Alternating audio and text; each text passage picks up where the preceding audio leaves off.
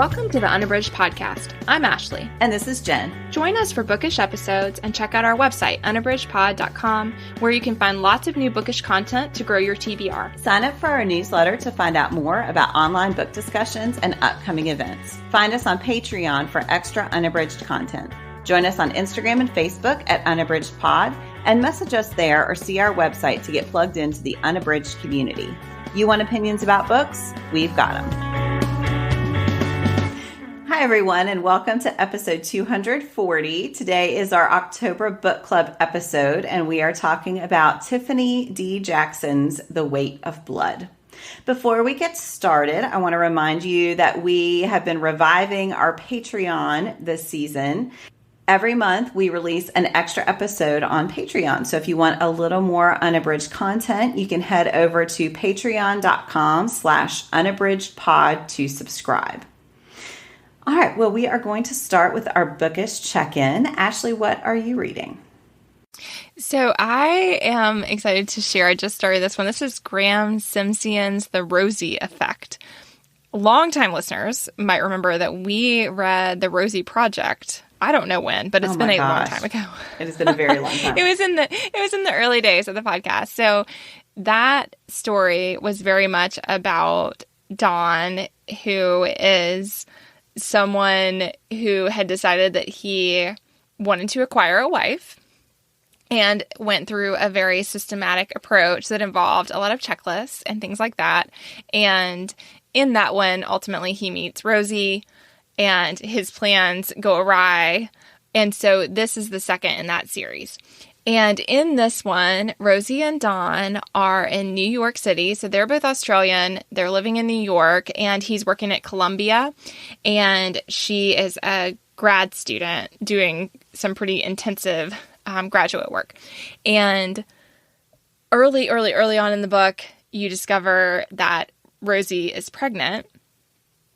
And Don likes to have a very clear plan. He has neurodivergent thinking, and so a lot of the book is very much about the way that he thinks, and that's part of what I love about the story. I loved that in the first one. I love that in this one. It's just he analyzes everything in a sort of like pros and cons kind of way, and every event that happens, he'll think through like all of the steps to manage the event or anything like that. And so this was a bump in his life plan. And it wasn't that he thought they would never have a child, but he did not think that it was going to be coming his way anytime soon.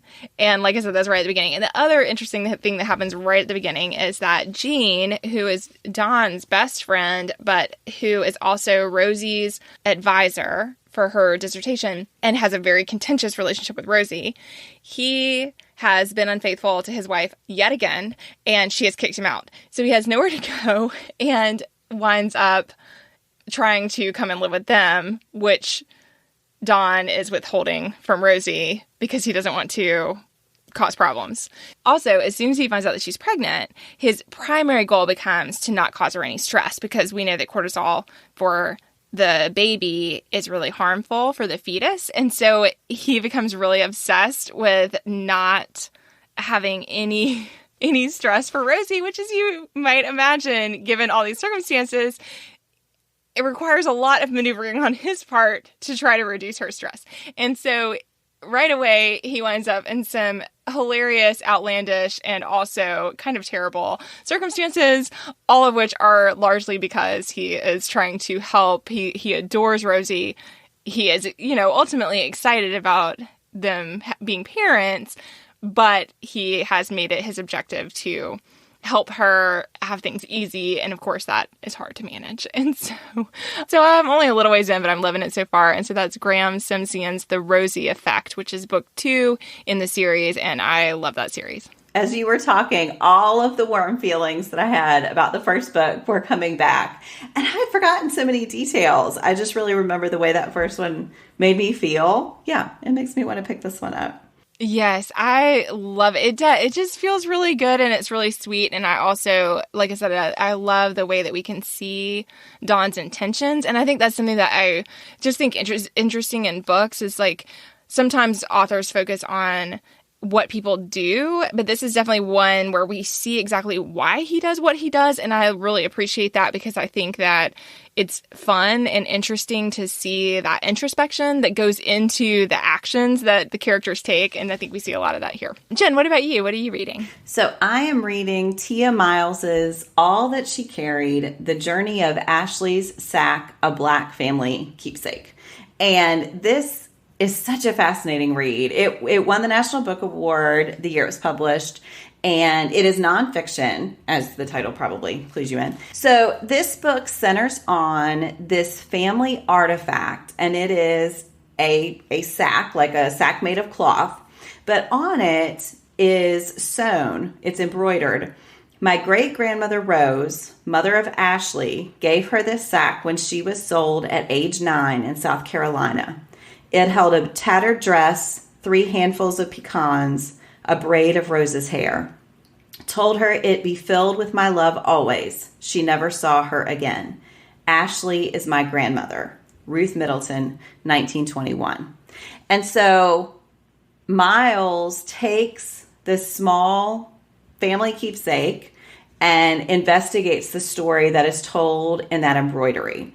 And she's really focusing on Ruth, who embroidered the statement, and then goes back to try to find the history of Rose and of her daughter Ashley. And of course, the records kept on enslaved people are sketchy at best, and when they are there, they're not focused on them as people, but as property. And so a lot of the history that Miles is sharing is, she'll say other people at the time reported this. So she's really drawing a history of the United States with this as sort of this representative artifact through which we can access all of these stories. But she does believe that she found where Rose was, the person who owned Rose and Ashley, the plantation where they lived together. And then I've just gotten to the part where they find in the records that Ashley was sold. And so it is moving. It is really fascinating because it's talking about this history and the way that textiles can be this important representation that often we discount their permanence and their importance, but how important they are. I wouldn't say it's an easy read, but it is the kind of prose, the kind of nonfiction that draws you in because the story of this family is so interesting and it's almost this mystery that she is trying to research. Yeah, so it's really, really interesting. And that is, again, All That She Carried, The Journey of Ashley's Sack, A Black Family Keepsake by Tia Miles. Wow. That sounds really fascinating. So, yeah, the sack is actually at the Smithsonian National Museum of African American History and Culture.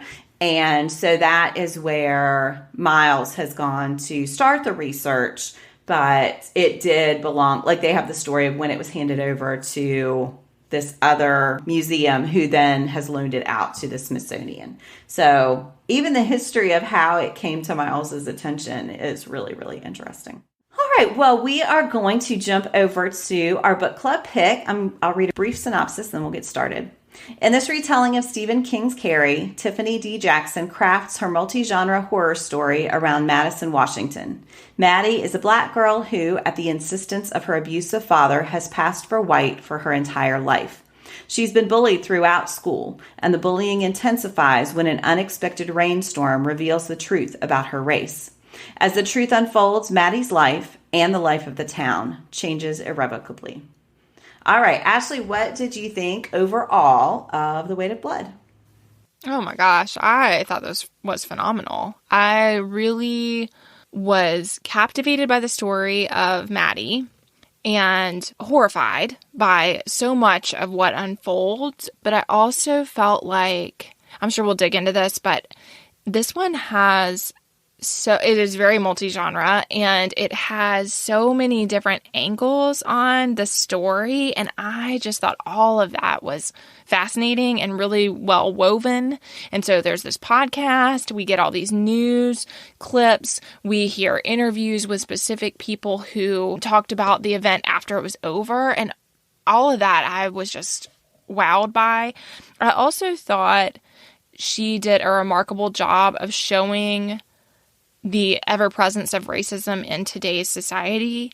And she said it in a town where it's extreme, but she shows how those components are so woven into American society in general, and then hones in on how that affects this one group of people.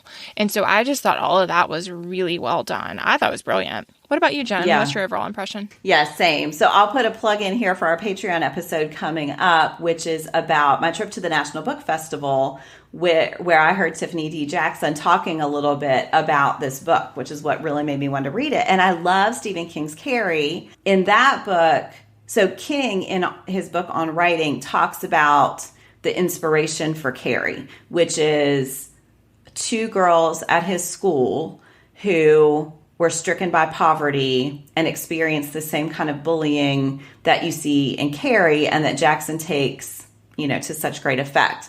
And he just talks about wanting to bring those girls in the composite of Carrie to life to illuminate this issue and, of course, make it personal. And so I think it's so brilliant that Jackson takes that same thing, that same idea that you're going to take someone it feels like and illuminate the pain that they experience. I mean, I think she has such an empathetic portrayal of Maddie, and I think making that switch from it really being a focus on poverty to it being a focus on race is so timely, and I think it worked so well. There were all of these notes that she hits that are in the original Carrie, and yet she adds so much about the way we shape stories and the stories we tell each other and the stories we tell ourselves about who we are. I think the addition of some of these perspectives really added some nuance and some layers to what could have been a very straightforward narrative. And I think you can do that. You can read it just for the plot, but then you see, as these different characters are realizing, like Wendy realizes that she's not quite the nice person she thought she was and starts to question her own motivation. I think it's just brilliant. Yeah, I was blown away. I did not want to stop reading, which was a problem because I had to go to work and finish it one day after school. I had like 50 pages left. It was so painful. Anyway, I absolutely loved it. I think it's just brilliant. Yeah, and I wanted to mention that I listened to the audio, and it is a full cast. And because of the different genres, the podcasts sound just like an NPR podcast. And the voices that they use and the segues and the music, I mean, all of that. So if you are someone who enjoys full cast audio, this one is really well done and it works so nicely. I was reluctant to listen to the audio because I was like, with our book club, to actually have read the print copy. But then I was like, I had access. And so I was like, I'll just start a little bit. And then it was so good with the full cast that I just stuck with it. And it was amazing. Oh, that's good to know. I will probably be rereading this one for our book club chat. So yeah, I might do it on audio this next time. There you go. Yeah. All right. Well, let's each share one specific thing that worked for us. Whew, there are so many. I should have thought about what I want to narrow it down to. I think one thing that I will choose to focus on is, Jen, I think you were kind of touching on this with the layers with Maddie, and how with Carrie, we got a really good look at someone who's isolated, at what bullying can do to a person. And here, I think part of what I found so impactful was seeing the intersection of so many different things for Maddie. And so she is isolated. She is abused. She only has one caretaker who is her whole world. And we do find out in the book, as it unfolds, we discover, because part of it, I was like, how did they not know more about her? But she didn't go to school until social services got involved. So she was in like 7th grade or something. So for a long, long, long time, it was just her and her father who was abusive to her in many ways. And then, she goes to school, and immediately we have the water balloon incident that happens almost instantly. And we see that at that moment, she becomes the target of bullying, and that bullying never ceases. And then, of course, only intensifies when they find out that she's biracial, which she had hidden, but as we said in the summary, it's very clear that she just did what her abusive father forced her to do. She didn't know her mother anyway. So she had this is a great example of where the child has no choice except to act out what the parent imposes upon them. And so I just thought all of that, the layering of all those different things and how that culminates in this moment, and then how we see Maddie realize that she is not powerless and that she can take action, I thought was just really remarkable. And then, like you said, Jen, I think that it's a really empathetic portrayal of her. And even though in the end, we could see her wreak havoc on other people and kill people. I mean, destroy people's lives, kill people. I felt, even in those moments, that I felt a sense of justification. I mean, that she could burn it all down. That when those things were happening to Kenny, I mean, I thought, isn't that exactly what we want to do in the face of horrific crimes that should never happen? Isn't that what we want to do, is to seek justice for things that never should have occurred? And so I felt like all of that was really powerful too, because there was this moment as I was reading where I thought, all along we know, we have this impending sense of doom. And we know from the get-go that this horrific event is coming and that she is at the epicenter of it. We know that. And so I kept thinking, how are we going to not see her as the bad guy here? Like, how are we not going to see her as the villain? And then when things played out with the police the way that they did, and everything happened to Kenny, I thought, yes, that we can still side with her. And I thought that was remarkable for an author to construct such a complex set of circumstances that lead to this moment and this inevitable outcome that, again, she's moving us toward the whole time, but we're also feeling that dread of it coming because we know from the get-go that we're in the aftermath. And I thought all that was just so well done. Because, of course, I think anyone who knows anything about Carrie, and if you have not read Carrie, maybe fast forward like 30 seconds, but knows that at the end, she stands up on the stage at prom and there's a bucket of pig's blood that's dumped on her head.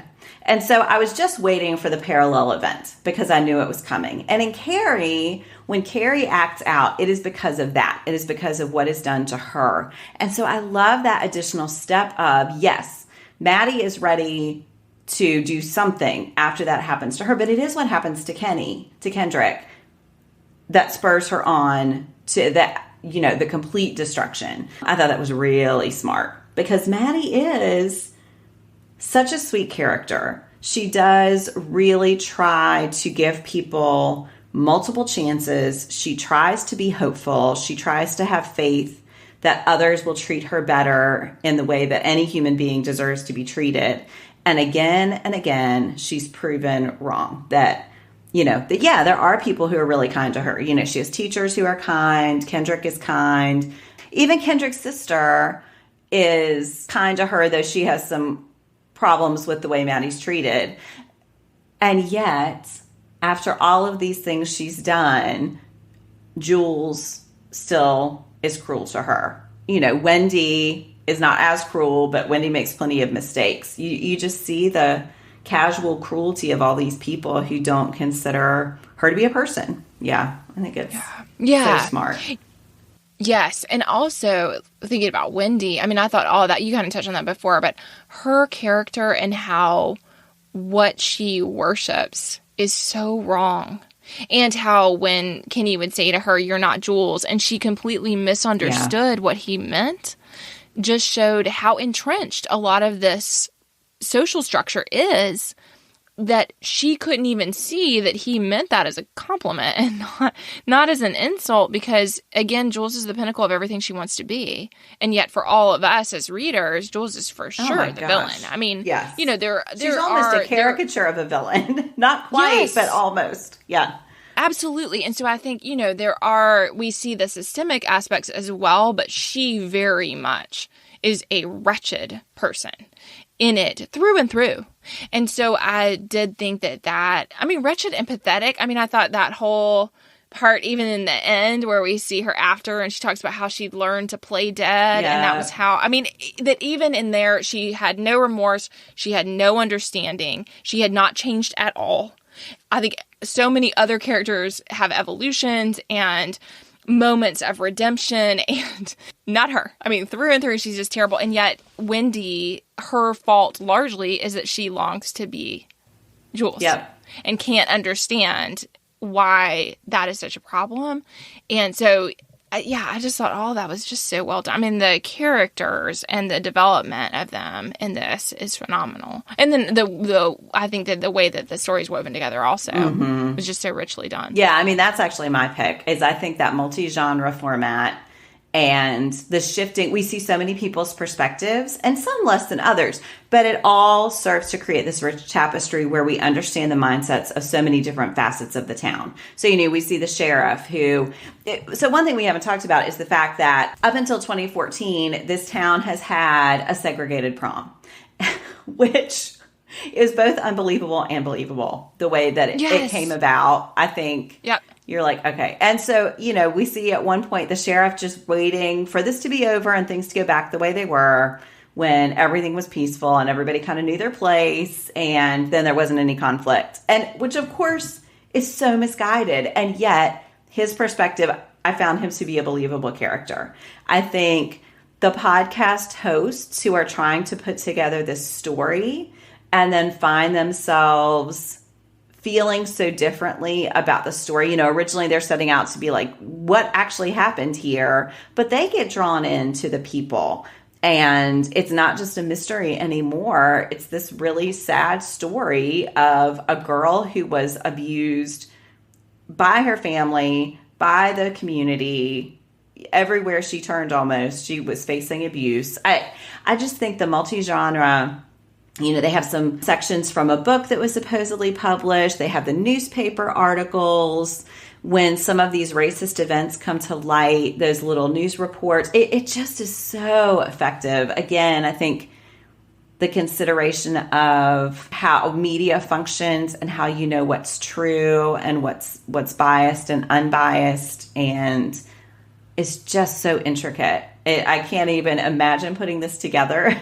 I feel like Tiffany D. Jackson's timeline must have been like stretching across the room to make sure everything lined up well because it was so intricate. But yeah, it really worked to make it feel as true as I think a lot of it is. The truth in the center of the story, the telekinesis is an add-on, but the truth at the center of the story, I think, is undeniable. Yes, and I felt like even that was really fascinating, how there were the experts who came on, and I loved the touch of where the one guy is like, telekinesis came from Stephen King, but of course it's a real thing, so it was like this idea that there are these mystical parts of the world and that they might have been told about in fiction, but they're real. And again, there are people who believe that, right? And certainly in the face of something like this that has these out of this world circumstances, what is the logical explanation? Right. And so, like you said, I loved that about the podcast, that in a lot of ways, I loved that discussion at the end. I think you might have that for your quote, Jen, about, I saw that when I was looking at the document, just that I love how the whole time it was called Maddie Did It, and it was this focus on her, but really what it's about is the town, and is all the systemic aspects of it that made this happen and let it happen and led to this inevitable moment. And I just thought all of that worked so well. And I mean, I loved going back to her being empathetic. I mean, I loved everything with Kendrick. I loved every bit of that. I was here for all of that. Yes. I was just swept up in it. I mean, I was like, I totally get how that could happen. I felt like it was believable that he would suddenly discover that this person, again, like you said in the beginning, Jen, this person that they thought they knew is so much more and different than what he thought, and how fascinating that is to him, and how he would get swept up in that. Well, and how that makes him see himself differently. Yes. Which was so great, absolutely. Because he's so used to being seen only for this one element of himself. And she sees him as a whole person because she doesn't know about football or him as a football star or, Yeah, so she just sees him for being this guy who's nice to her and who's quirky and has, interest outside of football. Yeah, I loved all of that. Yeah.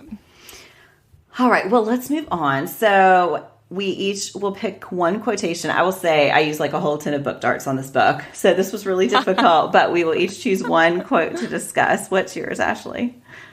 So I chose a really short but powerful one that comes up several times. And it first happens when Kendrick's mom is talking about the integrated prom. And his dad is like, it's too late in the year. Who cares? Like, let's just leave it. I mean, again, it goes back to the idea that, like you said, Jen, I mean, it's implausible, but it's also sadly believable, particularly in the context that it's presented, as it comes to like people are like, how could that, in all the news clippings and stuff, it's like, how could that still be happening? But then they start to explain how these two locations got established. Mm-hmm. And so then it became a routine to have them in the two places. And so all of a sudden you're in 2014 and this thing is still happening. And so, they're having the discussion at his house about it. And the dad's like, let's just leave it alone. And his mom says, it ain't never too late to do the right thing. And I felt like that idea is such an important part of Jackson's book. Mm-hmm. And I felt like we see it with Wendy. We see it with the choices that Kendrick makes. We see it with the choices that Maddie makes. There's this moment where it's like each of them has this opportunity to do the right thing. Even with Maddie's father, that is a really complex scene where he feels like he needs to kill her because she is... Oh, and I thought, that was fascinating. Yes. Sorry to be an aside here, but oh my gosh, I loved that twist, and I thought it was so brilliant. Yep. All along, we think it's her mom, and I was all in on that. I believed every bit of that because we were made to believe it, and it seemed, you have the journal and stuff. So anyway, I was all in that, like that.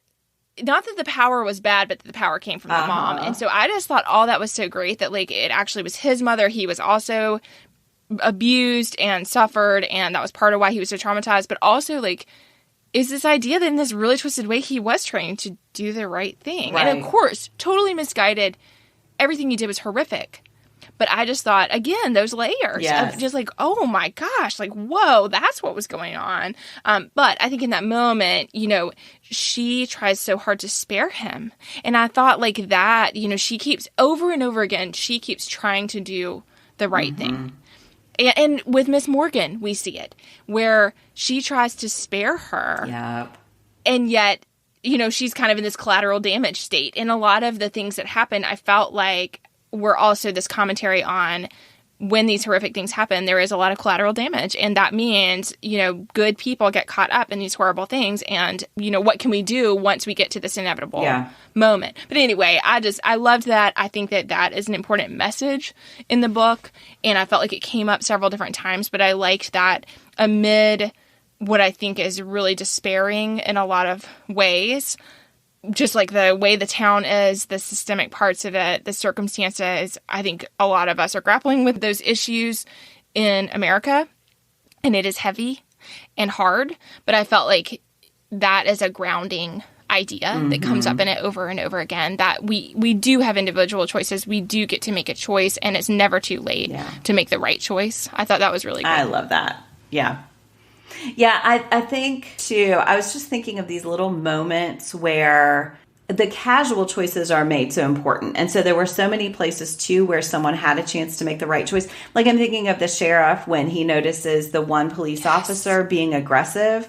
He should have just sent him home. Yeah. And instead, he's like, oh, you better not do anything bad. And then goes home because he's tired and it's the end of his day and he wants to go home. So it's just this casual thing. It's not evil.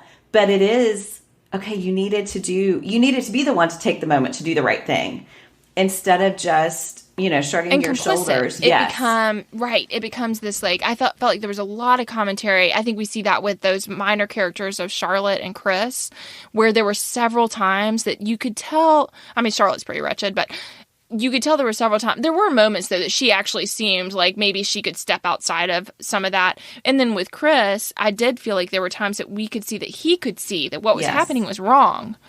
But then there's that moment where he's like, we got to get out of here because everyone's going to blame us. And this idea that they had to flee. And I thought, how powerful that commentary was, because they are to blame. I mean, it was that idea where, like, yes, they're bystanders, but also they were complicit. You had all of these opportunities to stop it. Yes, and you did nothing. And same with the police officer. I felt like like you said before, I mean, I thought he was well drawn. For such a minor character, I felt like we could really see that he is from a small town. He can't really imagine that anything horrible is going to happen. I mean, it's like outside the realm of what he sees in the world. And so that's why he's not more ignited by needing to do something. And yet, because of that simple passivity, everything horrific that happens because he made the wrong choice at that moment. Right. Well, even Wendy, right? Very early on, after the rainstorm hits and Maddie's hair gets so big and she's sitting in the classroom and Jules starts throwing the pencils at her hair. And Wendy, chuckles and thinks it's mean, but doesn't really do anything. And then later when she sees that on the news, and she thinks, it wasn't that bad. I forget if we weren't that mean or it wasn't that bad, was it? And it's just seeing that as an action, a little removed from herself, gives her that perspective of how bad it was. And yet in the moment, she didn't see it as that big a deal. It was just a thing, we'll wait till the class is over and then we'll move on. And Maddie isn't technically being hurt by this. Yeah, she's just it's so easy to excuse that behavior. All right. Sorry, that was a long ramble, so I'll do my quotation now. What's your quote, Jen? This is from Tanya, who is one of the podcast hosts. And she says, what you unconsciously left out is how societal racism played a large role in the incident, which as a white man would be rather typical. Even if we took race off the table, identity would still be at play. Because if she had been who she was meant to be from the start, if she'd been allowed to just be herself, in fact, if everyone involved was allowed to be their true, authentic selves without fear of recourse or ridicule, none of this would have ever happened. And again, you talked about this a little bit, but I just think race is, of course, central to this book, but it's not just about race. It is about identity and about the truth of your identity and people accepting you for that truth. And we see that with Kendrick. We see that with Wendy. I don't know that we see that with Jules. I was going to try to make it work for Jules. I don't know that it works for Jules. But for so many of these characters, that is absolutely true, that being forced to fit into a mold that is not truthful has consequences. Not always as extreme as what we see with Maddie, but certainly has consequences. So I thought that was so powerful. I love Tanya. I loved her absolutely contributions to the podcast were so smart. I felt like I marked a ton of her quotations. Yes, I thought her role was really fascinating. And that was an interesting listen. When she's talking on the podcast, you hear her accent that is not an American accent. And so I thought that was really fascinating also because a lot of these issues are cultural issues, and they're coming from the specific U.S. culture that then brings to light these horrific circumstances that, again, are entrenched in these systemic racist practices. And I thought what you were saying about, even with Jules, I agree that it's not about being her authentic self, but if the other people, Wendy and Kendrick and Maddie, were being their true authentic selves in a more genuine way, she would be checked. Her power would not be so effective. But her hatred and her just endless power. I mean, it's this idea that she can never be touched. And that has to do with class. That has to do with race. So there's just so much going into that no one is making her out to be the horrible person she is, which is only making her that much more horrible, and preventing her from having to take a critical look at herself and make some changes. And so I felt like there was a lot of that too, about like what is tolerated, what is permitted that should have been prevented. And it goes back to all what you said before, Jen, about all the tiny little decisions. There are so many times that if someone had, the things she does in there, I did think, about plausibility. I was like, surely she would be expelled. Surely, some of the things that happened, I had to believe that they would have reacted differently. But then I was like, maybe not, right? It's not outside the realm, again, when we see the larger context of the town, that maybe she could have gotten away with all that, particularly knowing how powerful her father is. Right. Again, class is also in play. And a lot of that, there's a lot of commentary about Wendy with the classism and how so much of her choices, both on a conscious and on a subconscious level, have to do with this need to have security that she does not have amid a community where a lot of people have this financial security that she cannot achieve. And so, well, and she's beholden to Jules, who gives her a lot of things. Yes, right. The idea that she can't walk away friend, because, yeah. But right, there's definitely this power play there as well. Yeah. And again, I don't think we feel sorry for her, but I do feel like it goes back to these layers of what is the community like and what is the society like. And that's what, I mean, that whole part, Jen, I know we touched on that a little bit earlier, but, you know, where basically the fact that they were so focused on Maddie did it was missing the whole point. And that's why that quote you picked is so powerful, because it is this idea of like, she might have been the match, you know, but somebody else lit the flame. And it's that like feeling that it was all these things that all these people did that led to this moment that, again, felt inevitable. It felt like without changes occurring, there was nothing that could happen that would prevent this from occurring. And I just felt like all that was really powerful. So well done. Oh my goodness. Doesn't this just this makes me want to go pick up every single one of Tiffany D. Jackson's books that I have not read. I know. I want to read her backlist too. I mean, I was just like, man, I mean, just so much to think about, but also like a great read. And I think it's hard to do that where it's both a really enjoyable reading experience that doesn't feel like I'm like, it makes me sound lazy as a reader, but like that I don't have to like work really hard to read, but also it has like so much depth and so much to think about. I mean, I just found myself coming back to those characters and like thinking about everything that's going on over and over again. And man, that is really great storytelling. Absolutely. All right. Well, we are doing something a little different since we don't have an official Spooky Reads episode this month. We are doing spooky story recommendations, not necessarily pairings. So more the feel of the book than pairing. So Ashley, what spooky book are you recommending? Yeah, I felt like there are a lot of great pairings for this one. So maybe we'll do a bookish fave or something to come back to that, because there's a lot of great pairings that I think touch on some of the same issues, but I could not think of any that lined up well, but were also in the like spooky or horror arena specifically. So I wanted to go with one I've read recently that I really loved, and this is R.J. Jacobs' Always the First to Die. This is set in the Keys, and it is amid a hurricane, and it moves between two different timelines. And so it is a mom whose daughter is down with their essentially estranged grandfather. So the daughter's father's father, right? Her paternal grandfather, who we can tell in the beginning that the mom has a very strained relationship with. The mom thought that the daughter was on this field trip with the class, and her teenage daughter, she's 17, I think. And so she thinks she's on this field trip, but in fact, the daughter has gone down to the Keys to be with the grandfather, and then this horrible hurricane hits. And so a lot of the stories, the unspooling of what leads to the strained relationship, and what we come to find out is that the father is presumed dead. He's been missing for about a year, and both of them are of course grieving over that, but also and so is the grandfather. All of them have been really impacted by this. So his boat was recovered. They never found him. A lot of time has passed. So, you know, the mom is trying to say, he died, we have got to move forward. And her daughter continues to hope that he's alive and is just missing.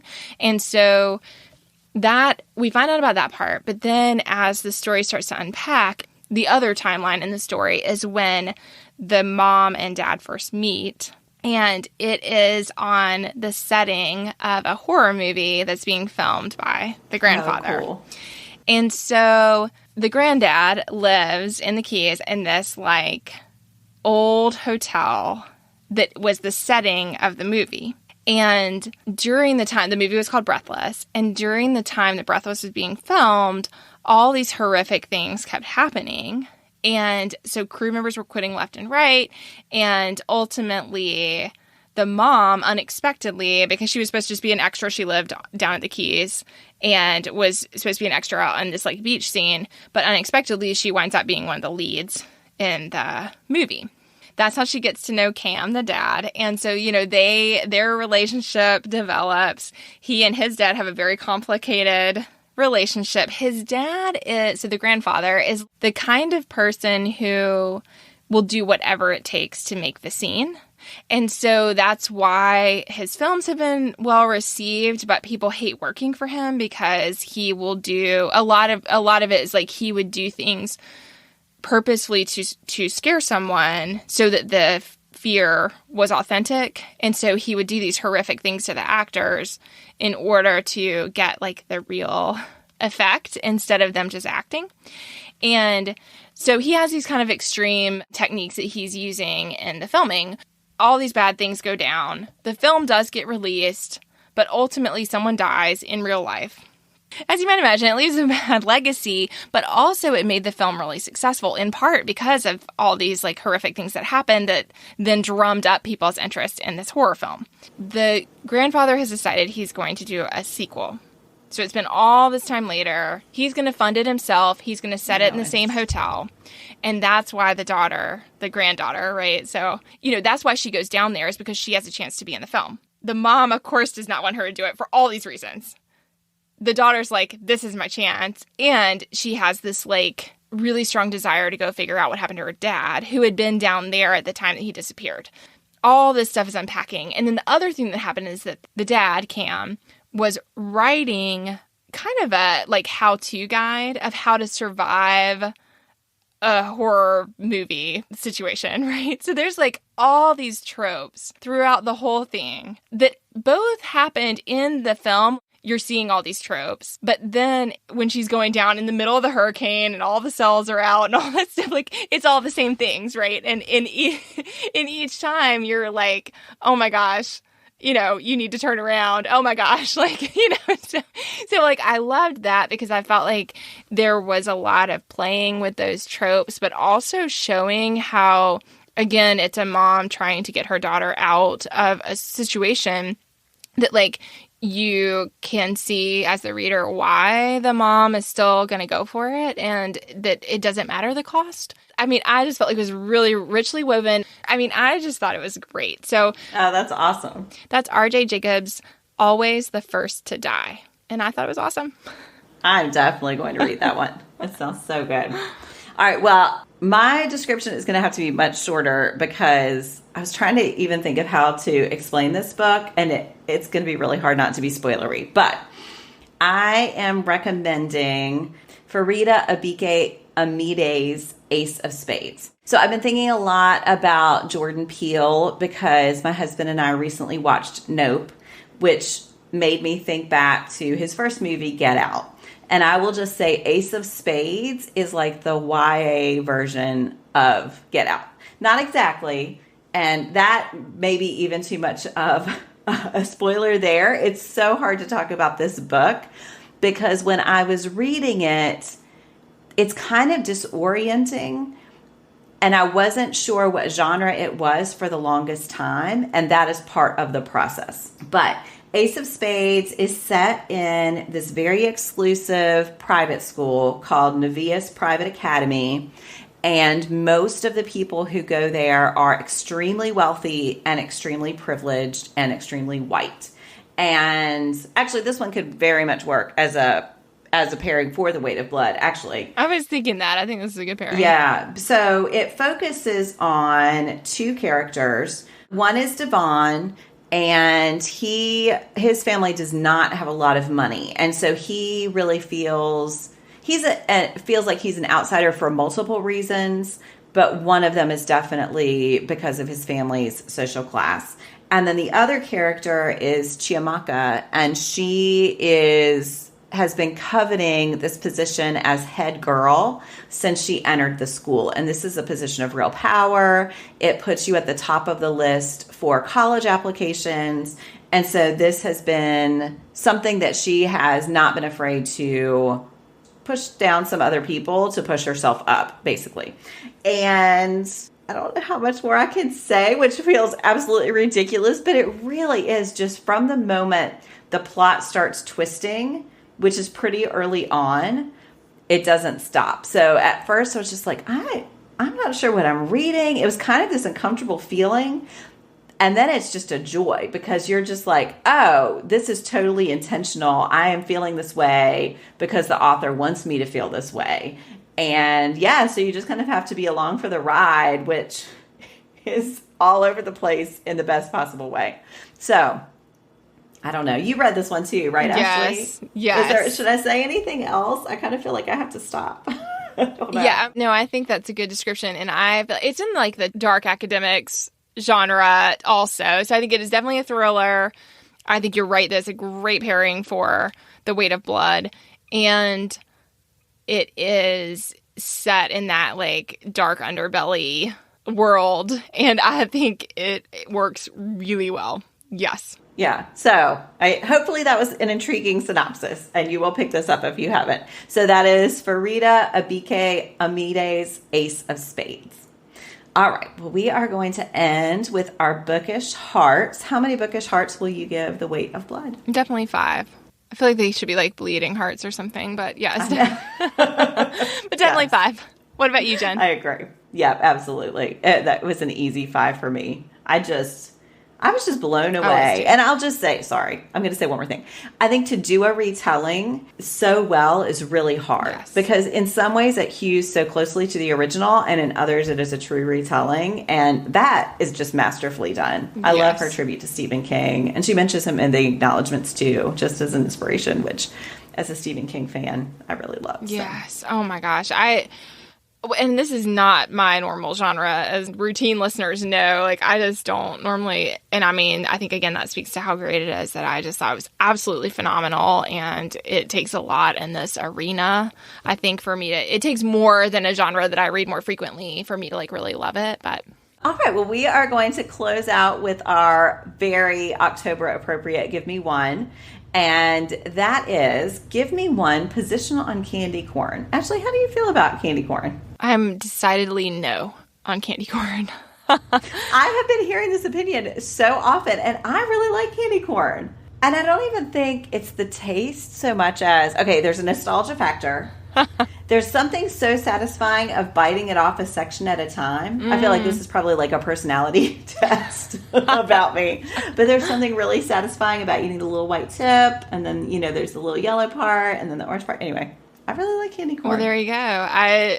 It was funny because before we recorded, Jen had several listed here, and we did not discuss this, but I felt strongly that I had an opinion, and I didn't know I had an opinion until she listed on the paper, and I was like, ooh, definitely no. I mean, I hate it. I'm grossed out that I used to eat it. It's really gross. I don't know. So I've been hearing some conversations, and I did not realize it was something people had a strong opinion about until I heard some people talking really passionately against candy corn, and I was like, but I like it. Anyway. Yes. I do think a lot of people like it because it is in every store right about now. So, and those little pumpkins, you like the little pumpkins also? Yeah.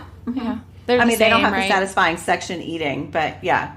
I mean, it's like hardened sugar, so I probably shouldn't like it. I mean, I'm not sitting eating like handfuls at a time, but I really anyway. All right. Well, we would love to know your opinion about candy corn, because I bet you have one, and you may not have even known that you had one. There you go. Well, we would love to know your thoughts also, of course, about Tiffany D. Jackson's The Weight of Blood. And if you have any spooky reads you would recommend, you can reach out at Unabridged Pod. Thanks so much for listening. Do you have comments or opinions about what you heard today? We'd love to hear them. You can find us on Instagram, Facebook, and Twitter at Unabridged Pod, or on the web at unabridgedpod.com for ways to support us. To get more involved, you can sign up for our newsletter, join a buddy read, or become an ambassador. Thanks for listening to Unabridged.